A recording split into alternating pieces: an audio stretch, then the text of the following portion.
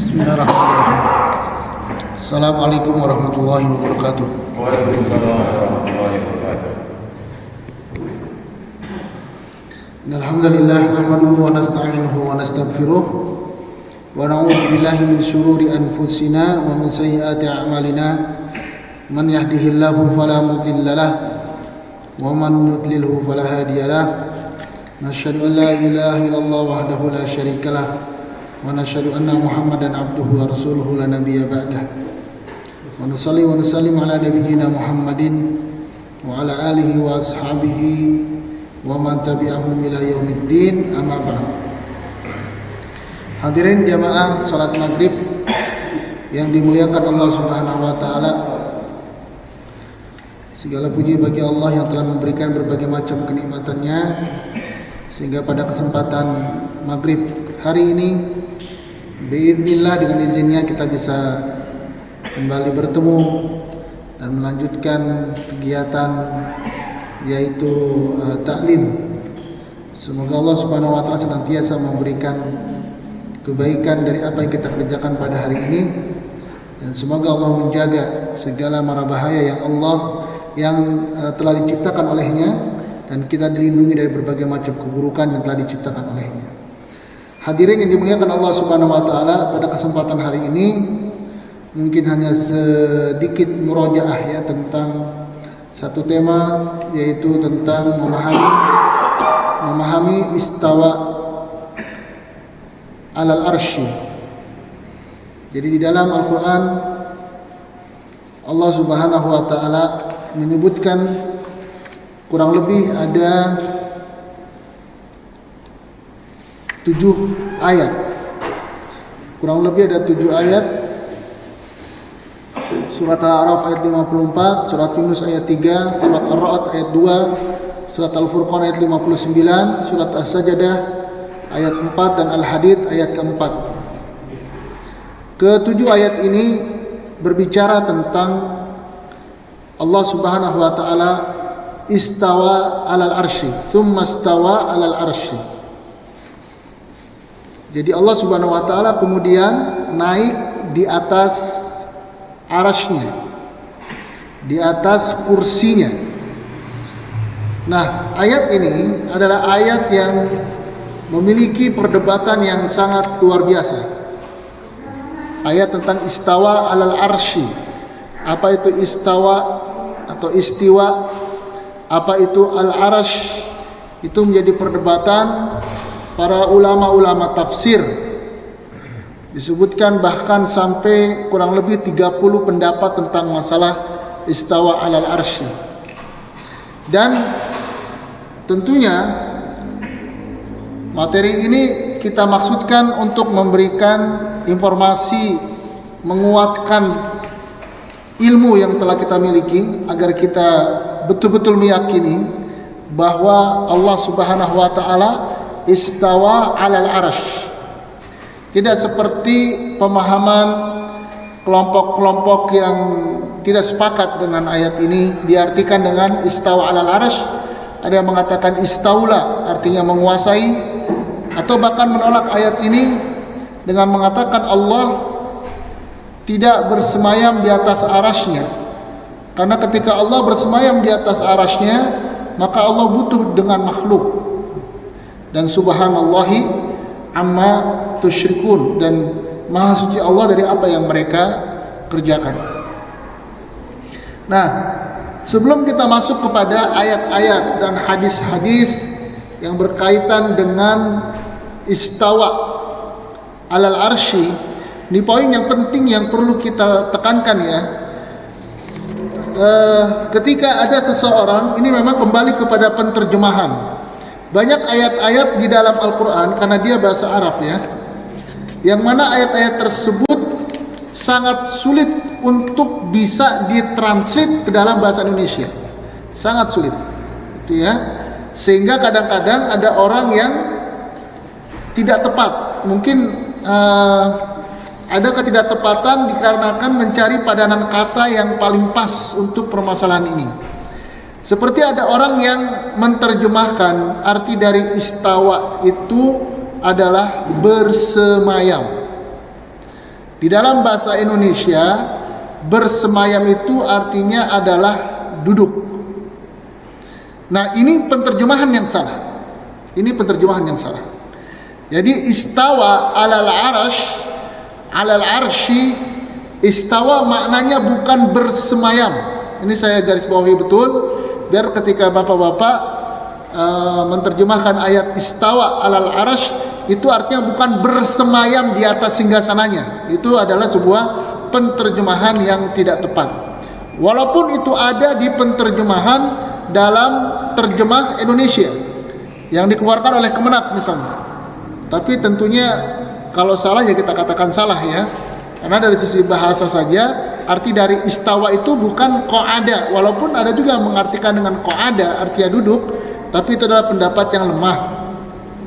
Nah, sebelum kita masuk kepada makna istawa alal arsy, yang poin penting dalam yang pertama, ini untuk materinya saya sudah share kepada Pak Karwa bentuknya Word, nanti mungkin bisa di share di grup, yang ini bisa di print nanti untuk jadi bahan bacaan.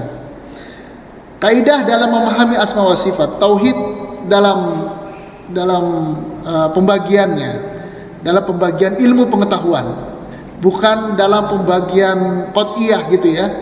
Tauhid itu ada yang mengatakan kalau tauhid dibagi menjadi tiga, seperti orang Kristen membagi Tuhan menjadi tiga, trinitas misalnya. Ini satu pendapat yang sangat sangat kelewatan gitu ya. Padahal sebenarnya pembagian tauhid menjadi dua, menjadi tiga, menjadi lima, menjadi tujuh, bahkan menjadi 11 nanti ke depannya bisa jadi. Itu hanyalah sebuah bentuk cabang dari ilmu pengetahuan. Sebagaimana ada pelajaran bahasa Arab. Bahasa Arab ada pembagian pelajarannya. Ada nahwu, ada sorof, ada badi, ada ilmu bahasa Arab syair gitu. Itu hanyalah pembagian-pembagian dengan maksud, dengan tujuan agar orang bisa memahami lebih detail dalam satu masalah. Nah, di dalam pembahasan tauhid yang diajarkan oleh para ulama Ahlussunnah wal Jamaah, bahwasanya disebutkan tauhid itu terbagi menjadi tiga. Yang pertama rububiyah, yang kedua uluhiyah, yang ketiga asma wa sifat. Nah, kita masuk kepada asma wa sifat. Jadi tauhid asma wa sifat itu adalah mengesahkan Allah terhadap nama-nama dan sifat-sifatnya. Nah, tentang memahami nama-nama dan sifat Allah, poin satu yang paling penting adalah nama dan sifat Allah seluruhnya husna. Nama dan sifat Allah semuanya baik, gak ada yang gak baik. Ketika Allah mengatakan namanya, dia memiliki nama, dia memiliki sifat, maka itu adalah baik bagi Allah. Sehingga kita nggak perlu repot-repot untuk merubah sebuah nama, sebagaimana orang Mu'tazilah ketika dia merubah kata istawa dengan istaula. Kenapa istawa? Karena istawa itu artinya jelek, seakan-akan begitu kan? Padahal di dalam Al-Quran surat Al-A'raf ayat 180, Allah Subhanahu wa taala berfirman, walillahil asmaul husna, dan Allah memiliki nama-nama yang baik. Itu ya. Apa implikasi atau apa refleksi ketika kita meyakini Allah memiliki nama yang baik?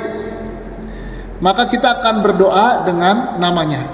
Ini pentingnya kita memahami nama-nama dan sifat Allah agar kita kenal dengan Allah Subhanahu wa taala. Jadi poin penting dalam kaidah memahami asma wa sifat adalah nama dan sifat Allah seluruhnya namanya baik. Ya, semua nama dan sifat yang disebutkan ada 99 nama. Ya, itu adalah nama dan sifat yang baik. Kemudian yang berikutnya adalah nama Allah tidak dibatasi pada bilangan tertentu. Walaupun di dalam sebuah hadis disebutkan Allah memiliki 99 nama, wa man ahsaha dakhala jannah. Bagi siapa yang mengahsoknya maka dia akan masuk ke dalam surga. Namun nama Allah itu tidak dibatasi hanya 99 nama. Ini akidah.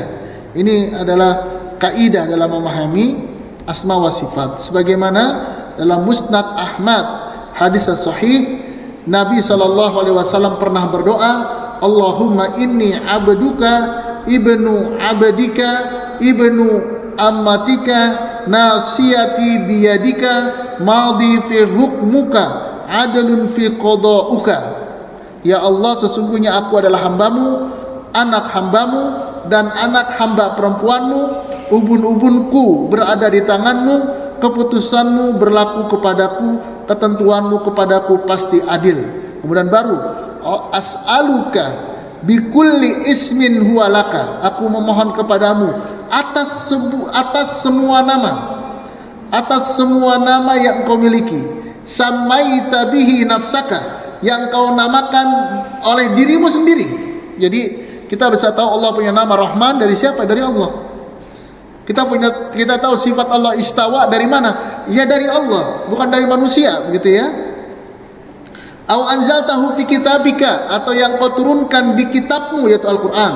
Au 'allamtahu ahadan min khalqika, dan dari hamba-hambamu yang engkau ajarkan yaitu Nabi Muhammad SAW. Au ista'tsarta bihi fi ilmil ghaibi indaka, atau yang engkau khususkan untuk dirimu dalam ilmu gaib di sisimu. Jadi ada yang tidak diajarkan, ada yang diturunkan di dalam Al-Quran nama-namanya, ada yang disebutkan oleh Nabi nama-nama Allah Subhanahu Wa Taala, dan ada nama Allah yang tidak disebutkan dalam Al-Quran dan tidak disebutkan dalam hadis-hadis Nabawi. Dan kita tidak boleh hanya mengatakan Allah hanya memiliki 99 nama. Itu adalah perkataan yang salah. Kita harus mengatakan Allah memiliki nama dan sifat lebih dari 99, tapi yang diajarkan kepada kita hanya 99. Itu adalah perkataan yang tepat. Ya, kemudian selanjutnya, nama Allah tidak dapat ditetapkan berdasarkan akal, tetapi harus dengan dalil syar'i. Kita tahu nama Allah itu misalnya namanya Ar-Rahman, Ar-Rahim, Al-Malik, Al-Quddus, Al-Muhaimin. Dari mana? Dari dalil. Gak boleh kita memanggil nama Allah dengan panggilan, dengan sebutan yang Allah tidak namakan itu dengannya. Kalau di berbagai wilayah kadang-kadang memanggil nama Allah dengan sebutan-sebutan lain. Seperti contohnya orang Sunda suka bilang Gusti, Gusti Agung, Gusti Pangeran. Itu adalah sebuah panggilan yang tidak tepat. Kalau hanya menyebutkan itu sebagai translate dari kata Rabbi, itu mungkin masih dalam perdebatan. Tapi kalau udah dipanggil, dia berdoa dengan ucapan wahai Gusti Pangeran yang ada di sana misalnya, itu sudah bukan lagi nama Allah. Ini penting. Makanya kita perlu memahami, mengetahui nama dan sifat Allah. Salah satunya adalah agar kita bisa berdoa dengan namanya. Kan kita butuh Allah. Kalau kita pengen minta ampun, apa doanya? Cukup dengan sebut namanya. Ya Ghaffar ighfirli, Ya Ghafur ighfirli, Ya Rahman irhamni, Ya Syafi isfini. Ya, jadi panggil namanya, jangan ragu-ragu gitu ya. Sampai ada orang bilang sampai nggak sanggup bilang Ya Rahman, nggak sanggup bilang Allah, karena dianggapnya saya kotor, tidak patut, tidak pantas memanggil nama Allah. Itu salah sekali. Panggil Rabbi, Ya Rabbi, Ya Rabbi, Ya Rahman, Ya Rahman, Ya Malik, Ya Malik. Minta sama Allah Subhanahu Wa Taala. Jadi kita harus menentukan nama-nama Allah berdasarkan dalil-dalil syar'i.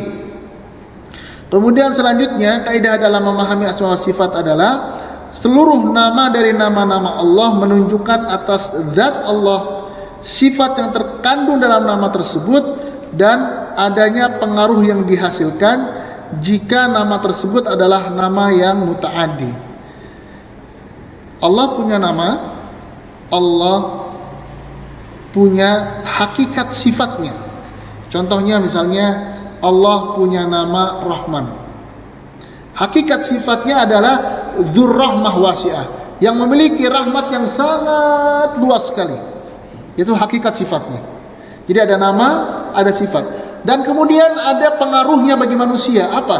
kita sebagai manusia pasti akan diberikan rahmat oleh Allah Subhanahu wa taala. Ya. Jadi inilah pentingnya Pak kita kenal nama Allah. Dulu kita waktu ketemu sama istri kita, pacar kita dulu yang sekarang jadi istri kita. Kalau sudah dipanggil namanya atau kita kenal namanya, itu biasanya langsung berdegup dadanya itu, berdegup kencang, bergetar gitu ya. Namanya misalkan Solihah. Waduh, ini perempuan seperti namanya Solihah gitu ya. Langsung ada kesan gitu ya. Nah, ini pentingnya kita tahu nama-nama Allah. 99 nama itu ya kalau bisa kita tahu semua gitu ya. Kalau bisa kita hafal semua. Kenapa? Karena walillahil asmaul husna. Karena semua nama yang ada dalam Al-Quran atau nama-nama Allah adalah baik. Nah, jadi setiap nama ada sifat, ada hakikat sifatnya.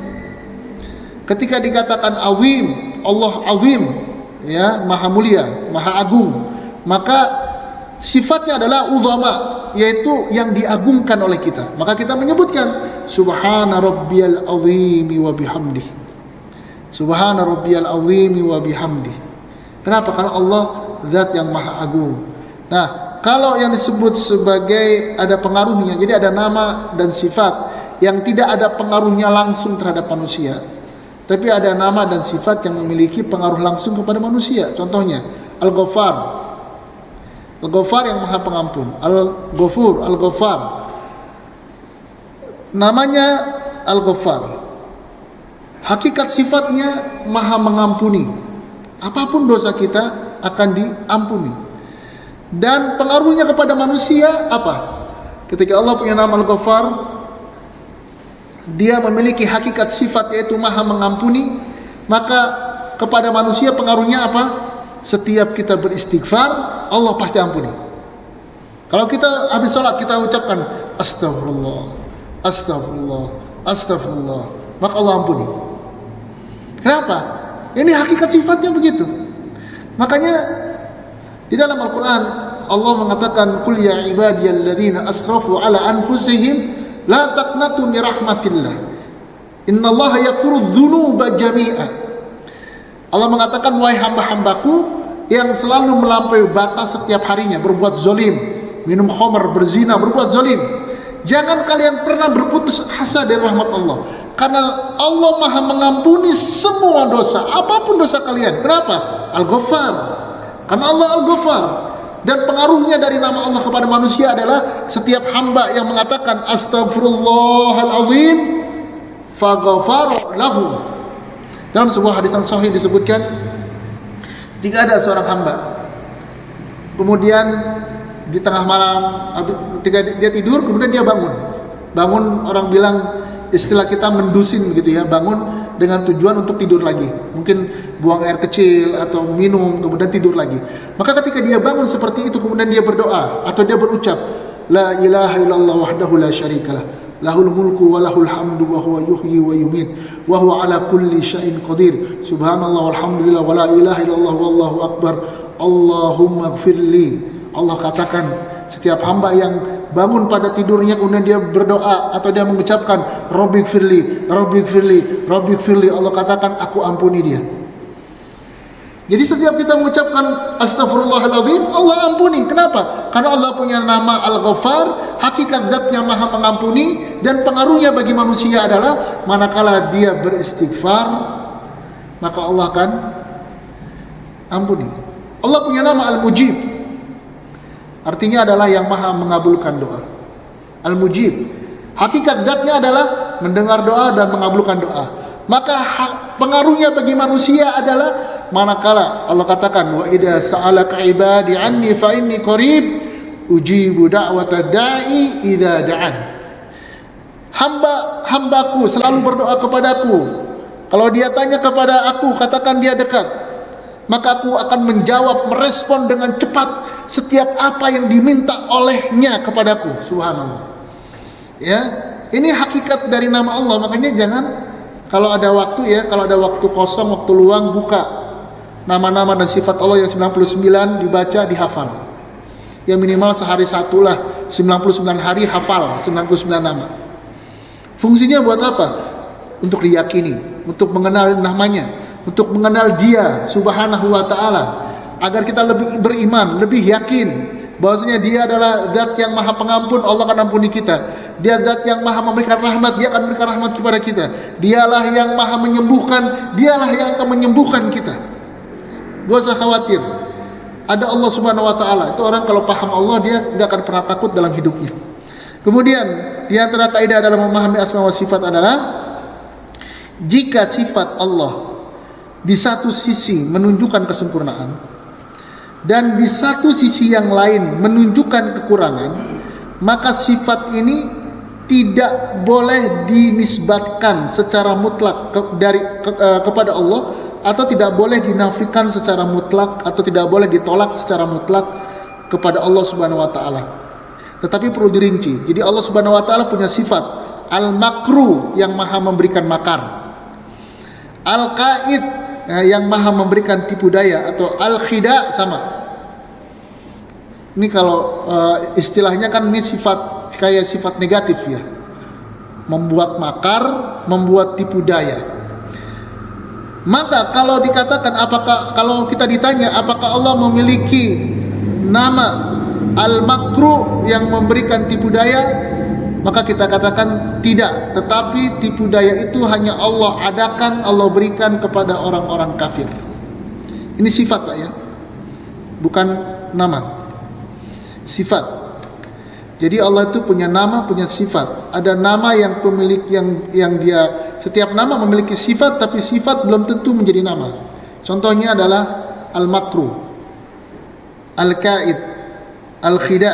Dalam Al-Quran Allah Ta'ala berfirman, wa yamkurullahu wallahu khairul makirin.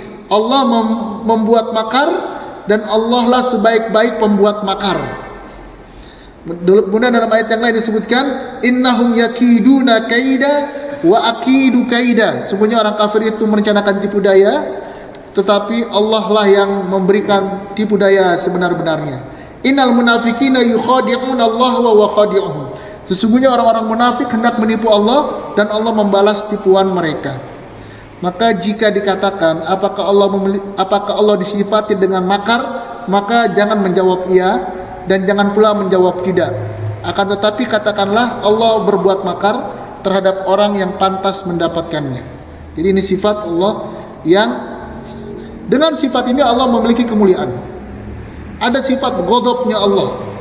Ketika ditanya apakah Allah memiliki sifat ghadab, maka jawabannya jangan iya, jangan tidak, tapi kita katakan Allah hanya murka kepada orang-orang yang tidak beriman kepadanya.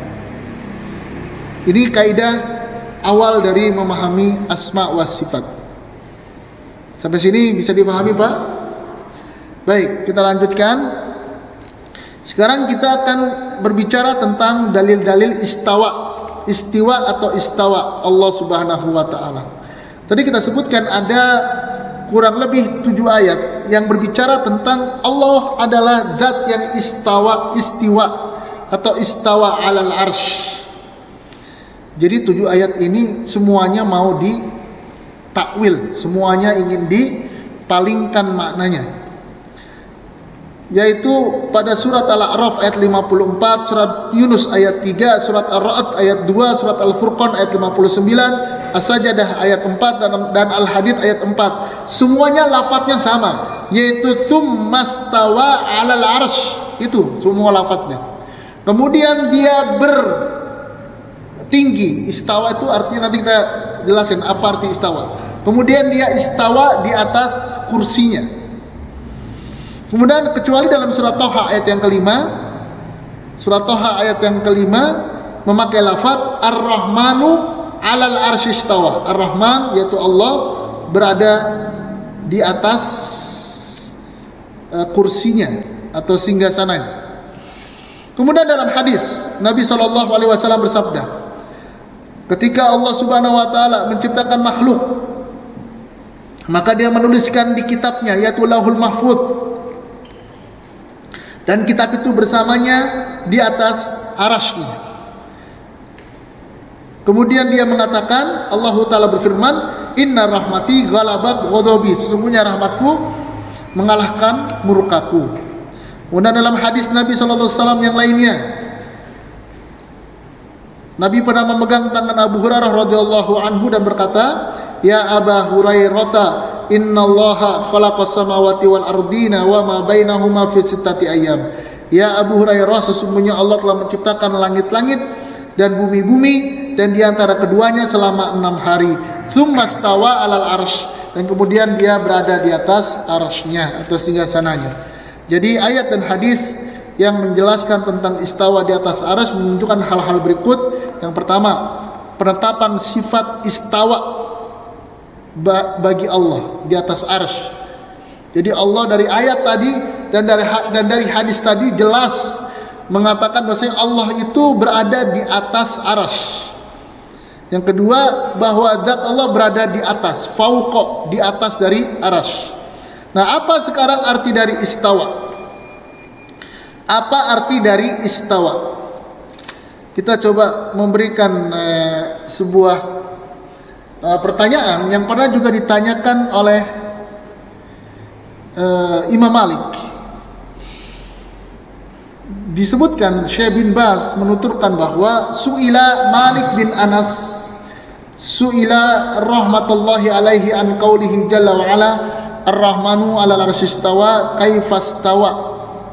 Imam Malik bin Anas pernah ditanya tentang firman Allah, Allah beristiwa di atas arasnya. Dan kalau Allah beristiwa di atas arasnya, bagaimana caranya? Maka kemudian fa'atraqa tawilan, Imam Malik terdiam cukup lama. Kemudian dia mengatakan al-istawa maklum. Istiwa itu adalah satu hal yang sudah diketahui artinya. Dalam bahasa Arab istiwa itu ada artinya. Ya, cuman orang Indonesia atau orang yang bukan Arab yang perlu membuka-buka kamus untuk mengetahui artinya apa. Jadi yang bertanya ini adalah orang yang ngerti bahasa Arab kepada Imam Malik. Makanya Imam Malik mengatakan al-istiwa maklum. Istiwa itu diketahui dari definisi, gitu ya. Wal kaifu majhulun, dan menanyakan kebagaimanaannya. Kalau Allah istiwa, maka bagaimana istiwanya Allah? Maka bertanya tentang kebagaimanaan sifat Allah. Misalnya tadi Allah memiliki sifat Allah, yaitu Allah memiliki yadan, dua tangan yang mabsutotan, yang kedua tangan Allah terbuka lebar. Kemudian orang kan bertanya, berarti disifatkan Allah memiliki tangan.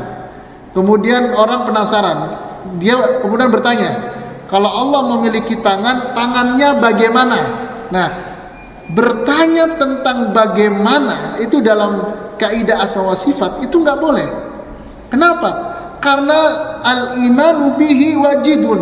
Yang paling wajib bagi kita saat kita mendengar nama dan sifat Allah adalah beriman.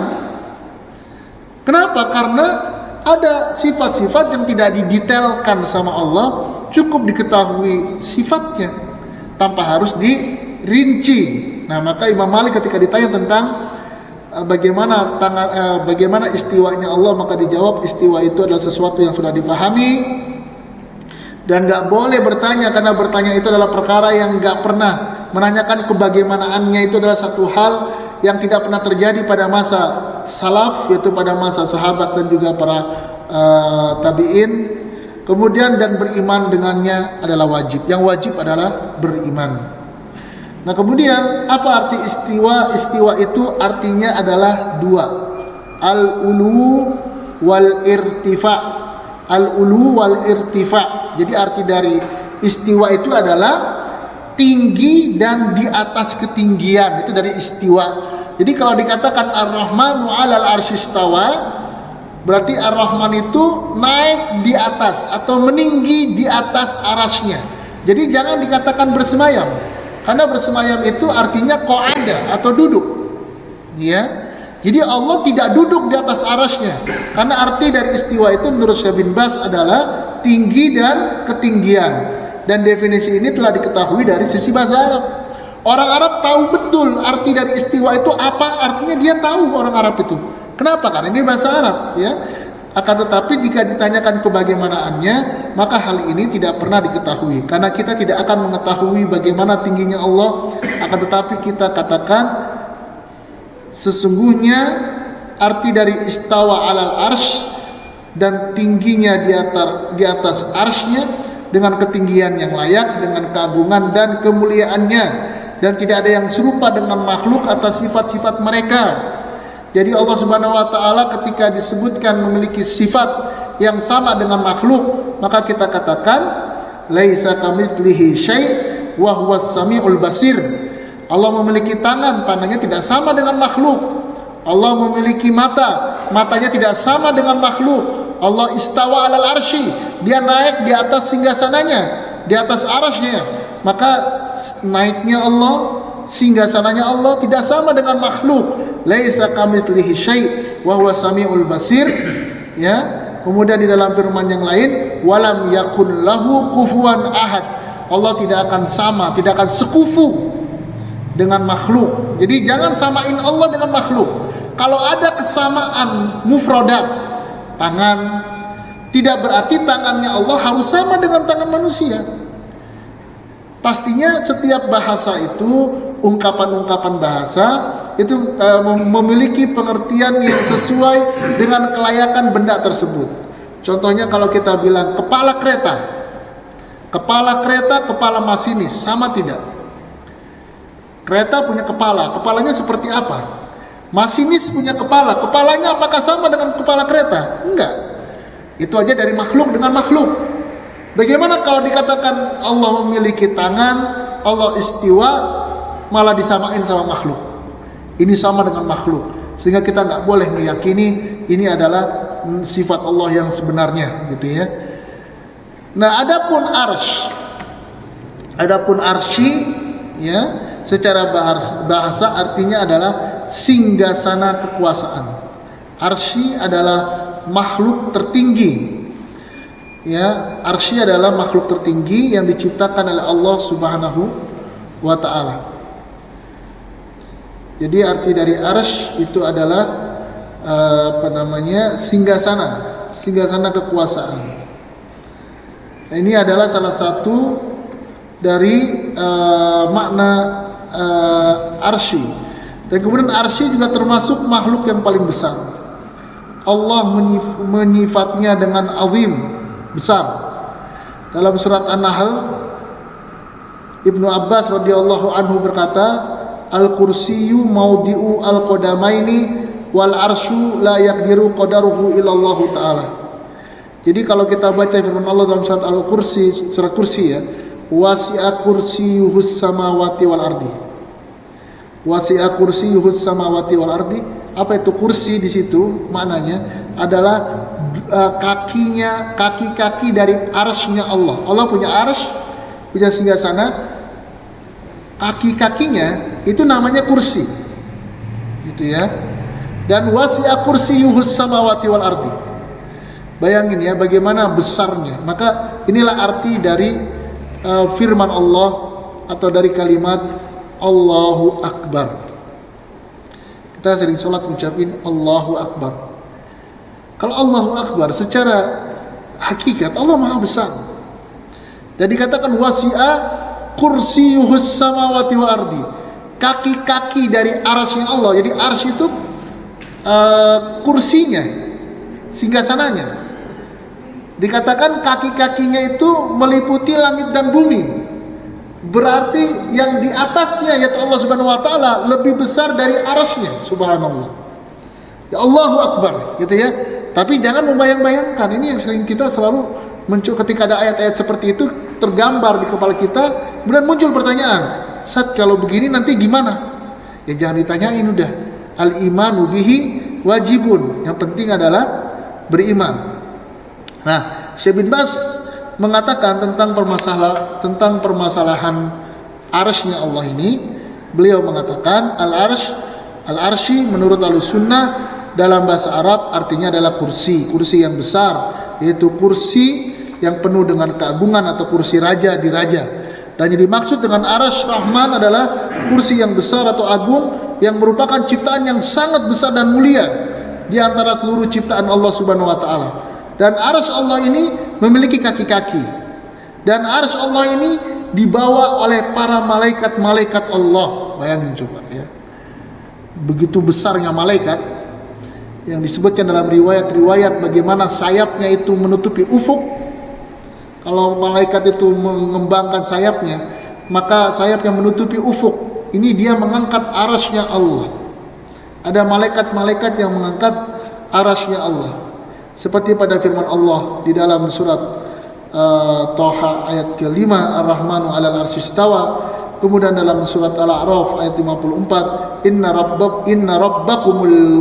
rabbakumullahu alladzi khalaqas samawati wal arda fi sittati ayamin tsumma istawa 'alal 'arsy.